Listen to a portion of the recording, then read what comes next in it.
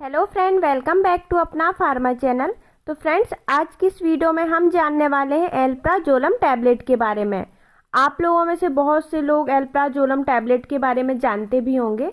इसका ज़्यादातर इस्तेमाल नींद के लिए किया जाता है, पर यह टैबलेट सिर्फ नींद के लिए ही नहीं बल्कि और भी बहुत सारी बीमारियों में जो है इसका यूज़ किया जाता है। तो आज की इस वीडियो में हम यही जानेंगे कि किन किन बीमारियों में इसका यूज़ किया जाता है, इसके इस्तेमाल करने से क्या क्या साइड इफ़ेक्ट हो सकते हैं, इसको इस्तेमाल करने का सही तरीका क्या है, और जानेंगे इसका सही मात्रा में कितना डोज आपको लेना चाहिए, इसको कितने समय तक आप इस्तेमाल कर सकते हैं और इस टैबलेट को बिना डॉक्टर की प्रिस्क्रिप्शन के क्यों नहीं दिया जाता है।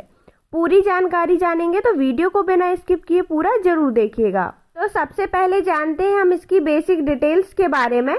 तो एल्प्राजोलम टैबलेट एक बेंजोडाइपिन्स क्लास की मेडिसिन होती है जो हमारे ब्रेन को रिलैक्स करने का काम करता है। और बात करें इसकी स्ट्रेंथ की तो यह 0.25 मिलीग्राम, 0.5 मिलीग्राम, 1 मिलीग्राम और 2 मिलीग्राम और 3 मिलीग्राम के अलग अलग स्ट्रेंथ में आपको यह मिल जाता है। अब हम जानते हैं इसके यूजेस के बारे में कि किन किन बीमारियों में कब कब इसका इस्तेमाल किया जाता है। तो इसका जो मुख्य यूज़ है एंजाइटी डिसऑर्डर तथा पैनिक डिसऑर्डर को ठीक करने के लिए किया जाता है।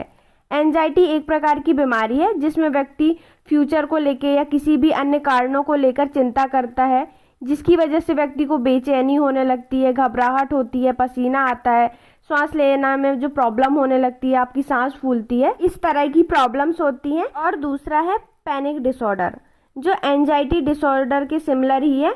अगर बार बार पैनिक डिसऑर्डर होते हैं तो एंजाइटी डिसऑर्डर्स में कन्वर्ट हो जाता है।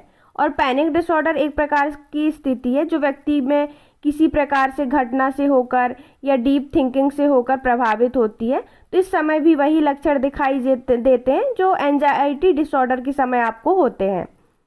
तो इन दोनों बीमारियों को ठीक करने के लिए इस टैबलेट को जो है डॉक्टर्स आपको प्रिस्क्राइब करते हैं। इसके अलावा इसके और भी यूजेस हैं, जैसे इंसोमेनिया, जब व्यक्ति को नींद नहीं आती है तब भी इसे दिया जाता है।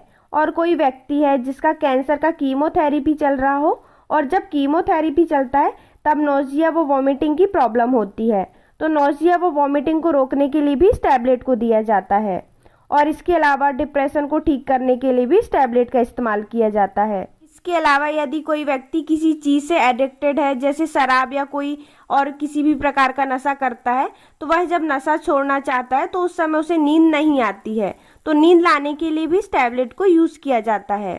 अब हम जानते हैं इसके साइड इफ़ेक्ट के बारे में कि इस टैबलेट के इस्तेमाल करने से आपको क्या क्या साइड इफ़ेक्ट हो सकते हैं। तो इसके इस्तेमाल करने से आपको डिजीनेस सा फील हो सकता है, पूरा दिन आपको ऐसा लगेगा जैसे नींद आ रही हो टाइप का, बॉडी का प्रॉपर बैलेंस नहीं बना पाएंगे आप, कंसंट्रेशन की कमी हो सकती है, ड्राई माउथ की प्रॉब्लम हो सकती है, सर में दर्द हो सकता है, हाथ पैर में कंपन जैसा हो सकता है, मेंटल अलर्टनेस कम हो सकती है। तो इस तरह की साइड इफ़ेक्ट आपको देखने को मिल सकते हैं। तो यदि आपको ये साइड इफ़ेक्ट या इसके अलावा और कोई दूसरे भी साइड इफ़ेक्ट नज़र आते हैं तो आप इस टैबलेट को लेना बंद कर दें और तुरंत अपने डॉक्टर से कंसल्ट करें। अब हम जानते हैं इसके डोज के बारे में कि इसका सही डोज क्या है, कितनी मात्रा में आपको इसको लेना चाहिए।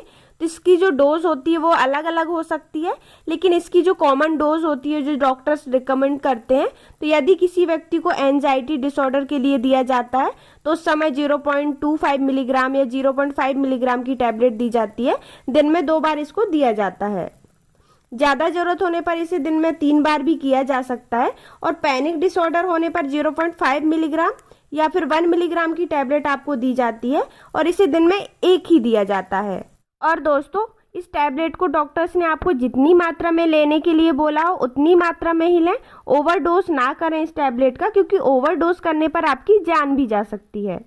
अब हम जानते हैं इसके प्रिकॉशंस के बारे में कि एल्प्राजोलम टैबलेट को इस्तेमाल करने से पहले आपको क्या क्या सावधानियां रखनी है।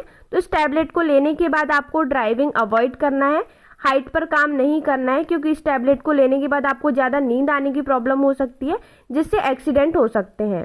और इस टैबलेट के साथ अल्कोहल का सेवन नहीं करना है और इसे उतने ही दिनों तक आपको लेना है जितने दिनों तक आपके डॉक्टर ने बोला हो। प्रेग्नेंट वुमेन या ब्रेस्ट फीडिंग मदर, इसको यूज़ करने से पहले आपको अपने डॉक्टर से कंसल्ट जरूर करना है। तो दोस्तों यही था एल्प्राजोलम टैबलेट के बारे में कंप्लीट रिव्यू। अगर आपको हमारे द्वारा दी गई जानकारी पसंद आई हो तो हमारे वीडियो को लाइक शेयर और हमारे चैनल को सब्सक्राइब करना ना भूलें। Thank you.